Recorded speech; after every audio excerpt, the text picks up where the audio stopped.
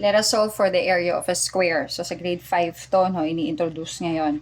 So, area, ito yung formula natin. Area is equal to S squared. Ito yung kanyang figure. Yung square has 4 congruent sides.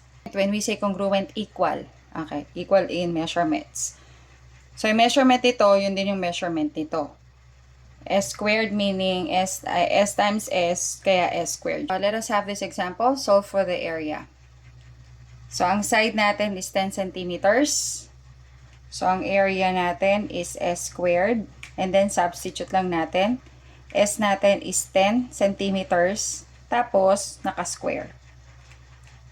So, 10, dinidistribute yun, no? So, 10 squared is meaning 10 times 10. 10 squared is also the same as 10 times 10. Okay, so ibig sabihin, yung 10 squared is 100. Okay, so this is 100 centimeters naka-square. Centimeters squared. And this is the area. Number 2, same pa rin.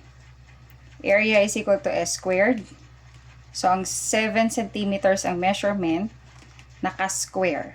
Okay, so 7 squared is 7 times 7, meaning this is 49 centimeters squared.